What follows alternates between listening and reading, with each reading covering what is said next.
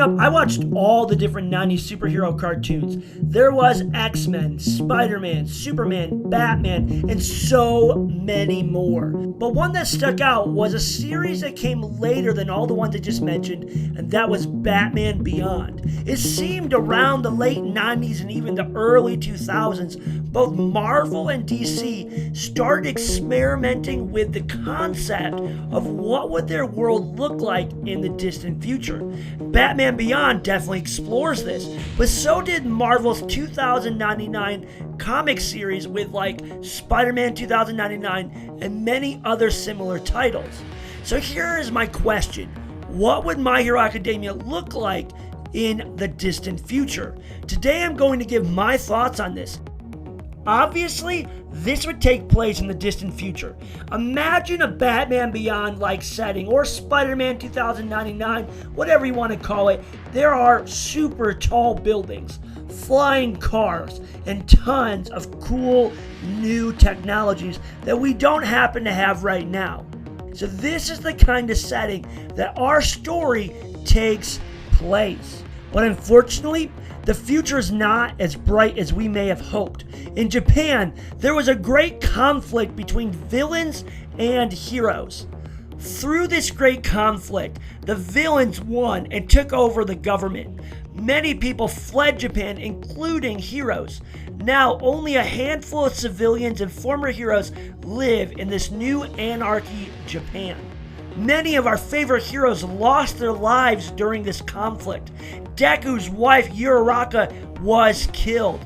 Todoroki, Kirishima, Mineta, and many others were killed in battle. Some survived, but were captured. Then, in front of the whole world, they were executed in public for all to see. This very thing happened to Bakugo and several others. Some were captured and made as slaves. If certain villains found their quirks to be useful enough, they would keep them around. Yaoyorozu found herself in this very situation. She was captured, and now she has to work day in and day out to produce whatever product that their master wants. Some have tried to resist.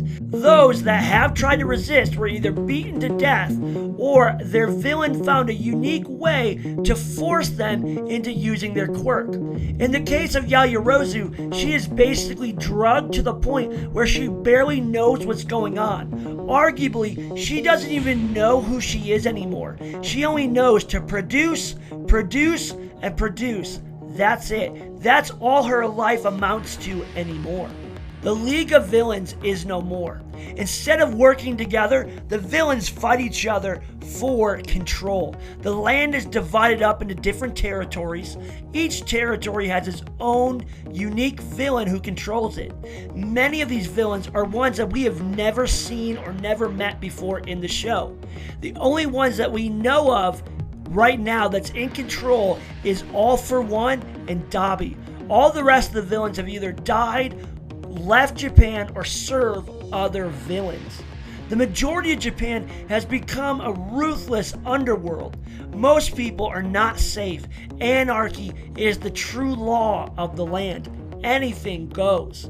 Due to this, there are few jobs available and even less stores and shops. Japan's economy would be on the brink of collapse if it wasn't for the kind of people who were captured and have the right quirks similar to Yaoyorozu to help boost Japan's economy. Some of these villains will use these quirks for themselves or export whatever is made to other countries to keep money coming into their territory. Even though they're all about their selfish needs, they understand the need to keep the economy running. If not, they would not be a suitable ruler for their territory, and a different, smarter, wiser villain would rise up and kind of create a coup to take them out. Naturally, there is a food shortage throughout Japan. Any surviving person with a food-making quirk has had to go on the underground. They cannot be out and about because any villain that would find them will immediately strip them of any freedom that they have and use their quirk for themselves. Other civilians will even sell them out to get in favor of these different villains or to get a great reward from them. Though many of these territories are run by ruthless dictators, not all territories are as bad. There are a few that the villain who is in charge has kept the territory to run as normal. Those particular villains are more focused on being rich and living the great life while the government self-runs below them than creating chaos and terror. These territories are known as safe zones. Most civilians that live there don't even know the difference. But even though these are called safe zones, nothing is ever safe when being ruled by a villain. Some of the rules and laws don't make sense. And regardless of whether you follow the law or not, a villain that's in control can at any moment do anything they may wish. One day, there's no problem at all. The next, the villain decides to slay a few hundred people just because he's having a bad day. One of the ways these safe zones do not get influenced by the other territories is because they have a regulated army. Some of the people in this very army are villains as well as a mix of former pro heroes. Some of these heroes see it as their duty to protect the safe zone at all costs, even if it means bowing before a villain in service. But those territories I just spoke of are far and few between. 80% of Japan is in chaos. It's in an eternal conflict as rival villains battle one another for control. Many of these villains want to be the sole ruler of Japan, so these territories are constantly at odds with one another.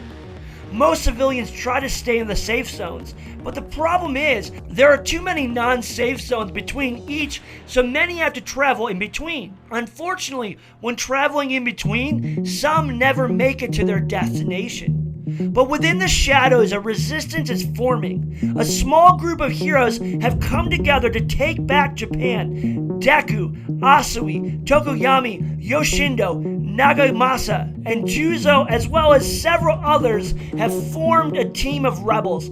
They must be quiet about their endeavors, and whatever they plan to come up with must be quick. It must be swift. If there is any mistake at all, they risk the chances of being executed.